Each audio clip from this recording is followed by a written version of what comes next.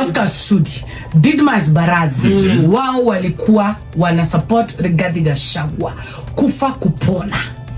Na ninapoangalia Rigathi Gachagua na muangalia rafiki yangu Kindiki, Kindiki hakuwa na hii pesa dola, lakini Rigathi alikuwa na hizi na pia alikuwa na ubambe na pia ni mobilizer mkali, na ule alikuwa students hapa University of Nairobi ya literature na drama. Hapa kuongea Rigathi umtoe na akwambia Rigathi akikuelekeza mdomo hivi anakuparanisha venye ameparanisha Kasongo. Mdomo wako nayo na lugha zote tatu anaziongea kwa ufasaha. Sasa ule au nimekuambia au big boys ndio walituleta hapa. Na sisi tukaamua tukasema ni sawa, captain ni Ruto, deputy captain ni mtu anaitwa nani. Sasa siasa ilikuwa hivi, ni Martha Karua Mlimani ama ni Rigathi Gachagua.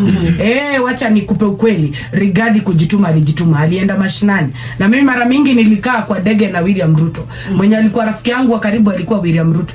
Lakini Rigathi nilimuona Mlimani. Alienda kusign economic charter kila county, aliingia kila county kudiscuss maneno ya uchumi na kuboresha kwa county. Na hiyo ndio ilileta hizi agreements. Unaona jana Mheshimiwa Rigathi Gachagua amezichambua na kusema Western Kenya mlikoniwa kwa sababu zile vitu mlisign kwa agreement ya Kenya kwanza ndio Ford Kenya na ANC wakuje. Wale waliposhiba tumbo wakasahau agreement na wakasema sasa marriage certificate is as good as dodo. Wakaamua sawa ni kutafuta fedha za kivyao za kuweza kujenga wao wenyewe. Lakini pale Mlimani niseme Rigathi Gachagua, William Ruto, he could not have been able to crown his long-term campaign for 10 years without Rigathi Gachagua. Na that was the only way inye tuliweza kumpinga baba. Otherwise baba alikuwa anakula milioni moja yake hivi na Martha Karua. Alikuwa nakula ngapi? 1 million kwa wajamii wa Kikuyu na Mlima Kenya, wa Embu, wa Meru, wa Daraka ambao hapo mbele walikuwa wanamuona kama saitani. Na angeipata hiyo milioni moja mambo ingebadilika. Tulimpiga baba na kura zilikuwa less than 200,000.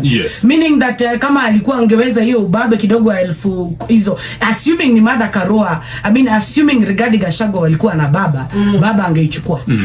Assuming Martha Karua walikuwa na Mheshimiwa William Ruto, angekuwa ashakwenda nyumbani. Na angekuwa ni Kindiki tungekuwa nyumbani leo. Kwa sababu kuna vile jamii yetu kule tunavyozungumza, tunapenda mambo matatu kwa kiongozi na ambayo sana sana tunaangalia kwa hao wetu marafiki zetu. Paka urafiki yangu Kindiki, tunapenda kuongozwa na mtu ambaye ni shujaa. Kwa Kikuyu tunasema jamba. Jamba.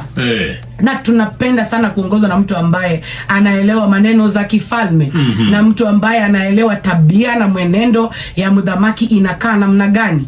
Na hiyo hapo ndio dosari kubwa ambayo hata kama Mheshimiwa Rais William Ruto alikuja kule kwetu Mlimani, alishindwa kuweza kupata personality ya watu ambao walikuwa anajiita kama hizo enzi alikuwa na sisi.